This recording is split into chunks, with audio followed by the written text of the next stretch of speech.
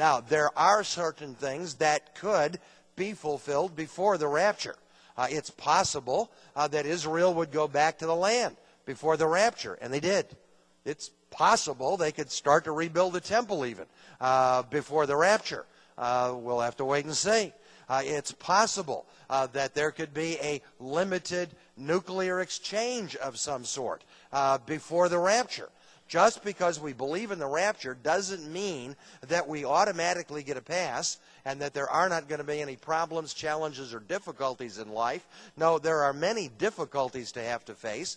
It's very possible that India and Pakistan, for example, could go to war with one another. That's a possibility. That could take place before the rapture. A nuclear exchange could take place after the rapture, etc. We'll get into that in a moment. But none of those things must occur before the rapture could occur. The rapture could happen at any time, at any moment. There are no signs for the rapture. This passage is talking about the return. When Christ returns with the bride in judgment, remember we looked at the passage in Revelation, and others have examined the passage in Matthew 24, where the sign of the Son of Man will appear, and he will come back in glory and in power, and the tribes of the earth will mourn, for they will see the Son of Man coming in power and in great glory. Jesus says here in this parallel passage in Luke 21, when you begin to see these signs come to pass, look up, lift up your head, your redemption is about to draw nigh. And then he goes on to say, when he speaks to them in a parable in verse 29. He said, behold the fig tree, and then notice here in Luke, and all the trees. You know that when they shoot forth, you will see for your own selves that summer is nigh at hand. In other words, when the trees bloom in the spring, you know that summer is coming because you see the blossoms on the trees. So likewise ye, when ye shall see these things come to pass, know that the kingdom of God is nigh at hand. For verily I say unto you, this generation will not pass away till all be fulfilled. And the debate among theologians is, what does he mean by this generation? Did he mean the generation of the first century? Well, not likely. That generation passed away. And all these things were not fulfilled in that generation. Preterists try to say that it was, and they try to force all of Bible prophecy into the past as though it has already been fulfilled. But we'll look at many things here this morning and discover they have not yet been fulfilled. They are yet to be fulfilled in the future. At the same time, Jesus was saying there will come a generation in whose lifetime all of these things will be fulfilled, and when they begin to be fulfilled, lift up your heads, look up, your redemption is drawing nigh. We are moving closer and closer toward the time of the end. I would suggest to you this morning that we are literally racing toward the time of the end, in the sense that the stage is being set for the final fulfillment of biblical prophecies. The stage up here on the platform will serve as an illustration of that. This morning, if you got here really early, about 8 o'clock, the lights were not on yet in the auditorium. Nobody was up here playing the piano. The computers weren't turned on. Nothing was happening. And you might have said to yourself, man, I'm really early. I wonder if I'm too early. I wonder if anybody's going to be here today. I wonder if they're actually going to have this meeting today. But eventually, somebody came in, turned on the lights. Somebody came in and hooked up the computers. Beth came along and began to warm up on the piano. Jonathan got in position to get ready to sing. And the stage was gradually being set for this morning's meeting. In the same sense, God is today setting the stage for the fulfillment of biblical prophecy, for the establishment of those signs of the coming of Christ. Now remember again, they're signs of the return. They're not signs of the rapture.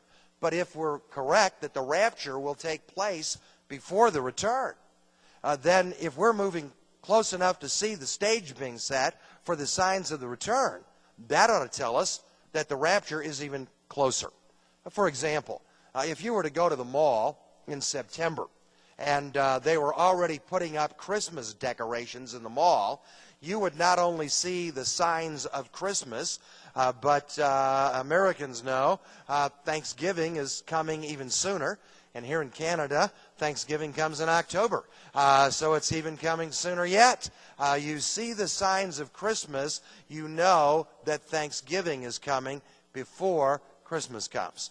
If we see the signs of the return of Christ, then we ought to be able to discern that the rapture is even sooner.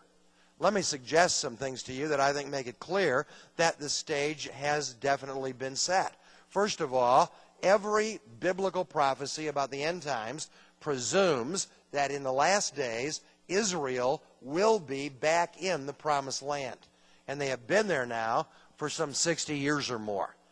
Israel has gone back to the land, born in a day, a nation miraculously preserved by God himself, reestablished in the promised land. That ought to be like a flashing red light in biblical prophecy to get our attention. Here is a super sign of the end times. Now, is the final fulfillment of that return complete? No, it's not. There's much more that must happen. But the very fact that they are already there, that the bones in essence have been regathered, to use Ezekiel's prophecy, that the structure is there, that Israel has returned to the land physically, tells us that it is only a matter of time till they are reborn spiritually in the land as well. Secondly, the fact of Islamic opposition that is increasing with great intensity today ought to get our attention, that something is wrong in the Middle East. Biblical prophecies of the end times not only presume that Israel will be back in the promised land, but that ultimately there will be conflict in the Middle East. Now, there may be conflict in many places on planet Earth in the meantime, but ultimately, prophetically speaking, the big ones are coming in the Middle East. The Battle of Gog and Magog, ultimately the Battle of Armageddon, are all centered in the Middle East. And the fact that the Islamic religion is driving that opposition today more intensely than ever before ought to get our attention. Now, that does not mean that every Muslim is an extremist. There are many Muslim people that really do want to coexist and get along with others, etc., and be left alone to raise their family and have their religious beliefs perhaps and do what they want to do. But the problem is you have 1 billion Muslims on planet Earth.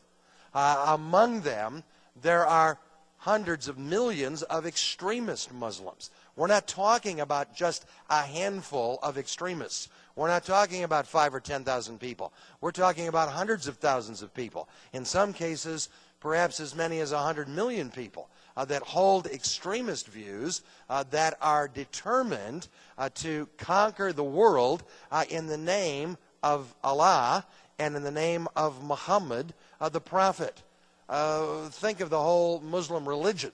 600 years after the time of Jesus, Muhammad dares to come along and say, Jesus was a prophet of God, but I am the prophet of God.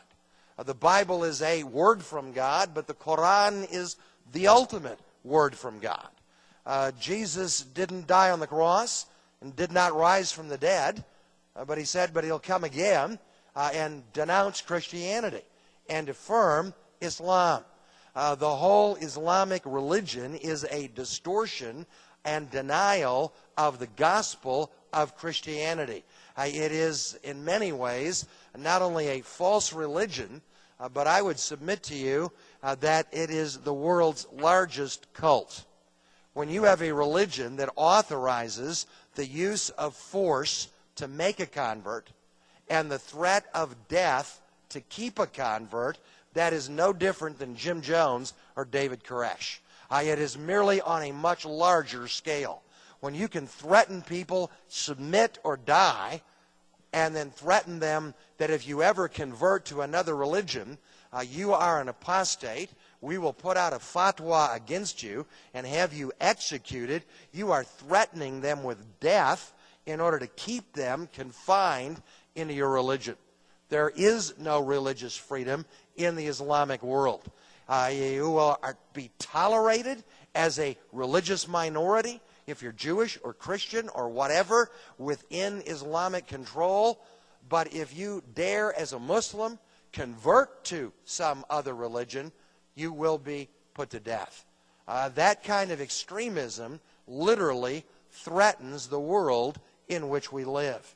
And those are signs or indications to us that the stage is being set. Israel is back in the promised land. There is Islamic opposition that is constantly increasing and becoming more hostile than ever before. Extremists are threatening the world, and not only threatening Israel, but threatening the Western world and any nations that dare to defend Israel's right to exist in the promised land. As a result of those threats and as a result of those challenges, there is then the need in the Western world to try to unify political consensus in order to confront that and in order to stop that. So in the Western world, we see the political unification of Europe that is taking place today. Now, the Bible predicts very clearly in the last days a revival of the old Roman Empire in the book of Daniel. That out of the people there would arise a world leader in the end times. Well, we know from history the people that destroyed the Second Temple were the Romans. That would tell us that the world leader of the future is coming out of the Roman Empire, perhaps out of Europe, but I would agree with what Dr. David said last night. He's going to rule the whole world.